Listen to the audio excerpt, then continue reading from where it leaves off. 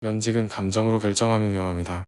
공직 생활을 하다 보면 누구나 한 번쯤은 면직을 떠올리게 됩니다. 힘들고 지치고 버티기 어려울 때 이 생각은 자연스럽게 올라옵니다.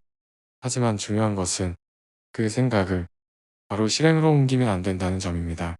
면직은 감정이 아니라 명분과 기준, 그리고 대안이 검토된 이후 준비된 상태에서 이루어져야 합니다. 충동적으로 나가면 바로 체감하는 현실이 있습니다. 충동적으로 면직을 하게 되면 가장 먼저 느끼는 것은 다른 직업도 쉽지 않다는 점입니다. 인간관계, 업무 스트레스, 이것은 어느 직업에도 존재합니다. 또한 급여가 높으면 자기 시간이 부족하고 시간이 여유로우면 수입이 부족한 등 모든 일에는 그 나름의 형편과 사정에 따른 어려움이 존재합니다. 준비 없이 나가면 현실이 바로 드러납니다. 면직 후 한두 달만 지나도 현실적인 문제가 드러납니다. 고정 수입이 없을 때 통장 잔고가 줄어드는 속도는 생각보다 빠릅니다. 준비를 한 사람과 나가서 뭐든 하면 되겠지라고 생각한 사람은 전혀 다른 현실을 마주합니다. 특히 가족이 있는 경우라면 이 문제는 더 크게 다가옵니다. 감정으로 퇴사하면 패턴이 반복됩니다.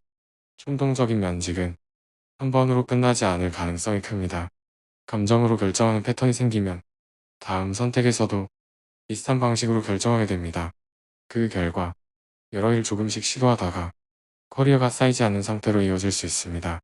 이것은 시간이 갈수록 더 불리한 구조로 작용합니다. 가장 크게 무너지는 것은 루틴입니다. 충동성 면직에서 많은 사람들이 간과하는 부분이 있습니다. 루틴의 붕괴입니다. 준비 없이 나오게 되면 가장 먼저 수면 시간과 생활 리듬이 무너지기 시작합니다. 이것은 단순한 생활 문제가 아니라 자존감과 직결됩니다. 루틴이 무너지면 몸 상태가 변하고 생활이 흐트러지고 멘탈이 빠르게 흔들립니다.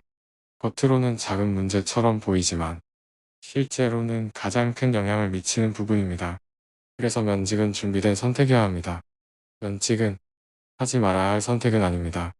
하지만 준비 없이 하는 면직은 리스크가 매우 큽니다.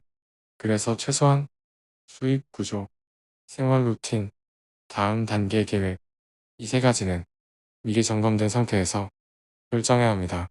면직 고민은 누구나 합니다. 하지만 그 고민을 얕게 하면 안 됩니다. 감정은 순간이지만 결정은 오랜 시간 영향을 줍니다. 그래서 중요한 것은 지금의 감정이 아니라 판단 기준과 준비 상태입니다. 결국 문제가 되는 것은 면직이 아니라 준비 없이 이루어진 결정입니다. 혼자서 정리가 잘 되지 않는 경우에는 기준을 나눠서 함께 점검해보는 과정이 필요합니다.